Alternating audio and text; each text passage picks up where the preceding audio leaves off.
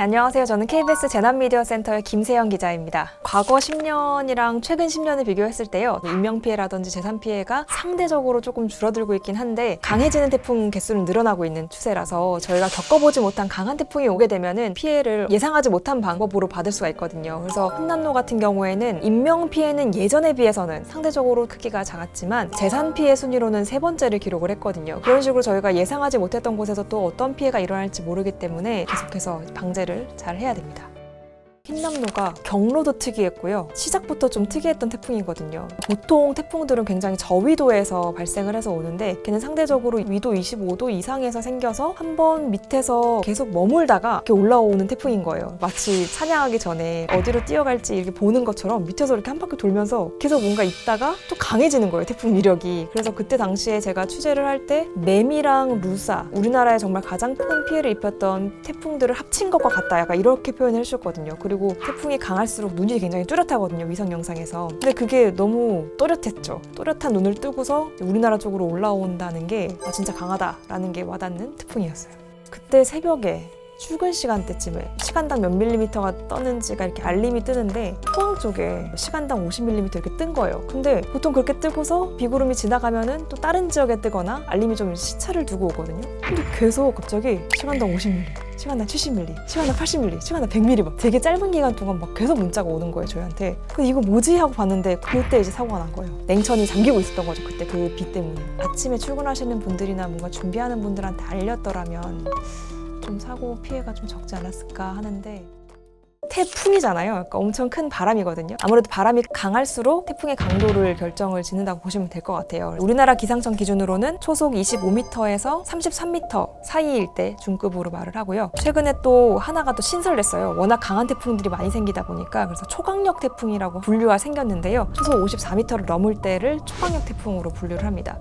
기상현상 중에 이름 붙은 현상은 태풍밖에 없어요. 그만큼 굉장히 특징이 뚜렷하고 발생하는 위치나 뭐 강도나 발달하는 과정이 태풍마다 굉장히 다르기 때문에, 그런데 굉장히 강력한 피해를 입히면은 그 태풍의 이름을 제명을 시키거든요. 흰남노로 인해서 엄청난 피해가 발생했는데 그 다음에 또 흰남노가 온다 하면 또 왠지 강한 피해를 입힐 것 같고 그런 게 있기 때문에 최근에는 우리나라에서는 흰남노가 제명이 됐습니다.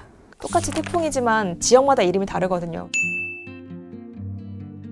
미국 같은 경우에는 허리케인으로 인한 피해가 점점 커지다 보니까 허리케인 헌터라는 비행기가 있어요. 비행기가 아예 태풍의 눈 속으로 들어가거든요. 그러니까 허리케인의 눈으로 중앙으로 들어가는 거예요. 그러면 그게 실제로 얼만큼 강한 바람이 불고 있고 거기에 기압, 중심 기압은 몇이고 이런 걸 관측을 할 수가 있잖아요. 사실 예보에 있어서 가장 중요한 거는 관측이 많을수록 좋아요. 태풍이 남쪽에서부터 올라오는데 우리나라 같은 경우에는 남쪽이 2도 이하로는 실제로 관측할 수 있는 게 없는 거예요. 근데 이동식 표류 관측 같은 건 할 수가 있거든요. 지난해도 한번 뿌리긴 뿌렸다고 들었는데, 근데 그게 한번 태풍이 지나면 이게 흩어지잖아요. 그리고 다시 또 이제 모이고 해야 되는 그런 관리가 좀 필요한 편인데, 아직까지 우리나라에는 허리케인 헌터 같은 그런 비행기 관측은 없고 관측할 수 있는 기상 관측선이 있는데 원체 오래되기도 했고 또 배 크기가 좀 작다 보니까 태풍 시에 오히려 관측을 못 나가는 그런 어려움이 있다고 들었습니다.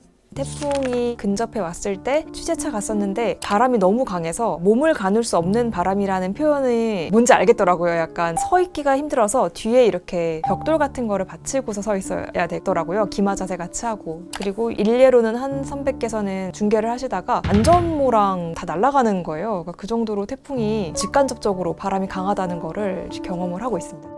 사실 예전에는 아무래도 현장을 보여주는 게 중요하다 보니까요. 위험하다는 걸 알려드리기 위해서 위험한 곳에 가는 게 약간 좀 이제 어떻게 보면 약간 모순이잖아요. 그래서 최근에는 그게 이제 위험하다. 기자들도 어쨌든 안전한 환경이 보장이 되고 거기서 취재를 해야지 전달하는 데 의미가 있다고 하다 보니까 재난방송 매뉴얼이 있어가지고 여기 보시면은 태풍 북상 시 평소 경험하지 못한 강풍이 불 수 있기 때문에 작은 돌이 날아오거나 안경이 날아갈 수 있으니까 안전 헬멧을 분명히 착용을 하고 여분의 안경이나 고글 등을 준비한다. 중계차는 해안가에 배치할 경우 갑자기 덮치는 높은 파도에 대비해서 충분히 높은 곳에 설치한다. 옛날 같았으면은 막 바닷가 근처에서 파도 옆에 막 칠 때 막 이만큼 파도가 강하게 쳐요, 막 이렇게 할 수가 있는데 그렇게까지 위험한 거는 이제 하지 않는다고 하죠. 저희가 방송을 하는 목적은 단순히 태풍이 온다 이걸 알리는 걸 떠나서 이렇게 오니까 대비를 같이 해야 됩니다가 가장 큰 목적이거든요. 저희가 아무리 뭐 위험하다고 말을 해도 안 듣고 안 보시면 사실 소용이 없는 거잖아요. 전달이 잘 돼야 되는 건데 태풍은 괜히 태풍이 아니거든요. 아니거든요. 점점 더 지구 온난화나 이런 것 때문에 강해지고 어떤 피해를 입힐지 진짜 모르는 상황이 됐는데요. 태풍으로 인해서 비가 내리고 있다면은 뭐 물고 들어간다든지 하수구 맞다 내가 안 정비했는데 이러면서 나가시면은 오히려 더 위험한 일이 발생할 수 있으니 기상 정보 잘 확인하시면서 태풍이 지나갈 때까지 안전한 곳에 머무르시기를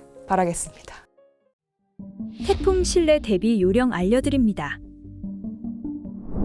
강풍에 의하여 창문이 파손될 수 있습니다. 유리와 창문틀, 창틀을 테이프와 물에 젖은 신문지 등으로 고정하세요. 욕실과 같이 창문이 없는 방이나 유리창에서 먼 방으로 이동하세요. 바람으로 인한 피해를 예방합니다. 가스 누출로 2차 피해가 발생할 수 있으니 밸브를 잠가 차단하세요. 상수도 공급이 중단될 수 있으니 욕실 등에 미리 물을 받아두세요. 정전이 될 수 있으니 양초와 휴대용 랜턴, 건전지를 준비하세요. 태풍 실내 대비 요령, 미리 알고 실천의 피해를 막아주세요.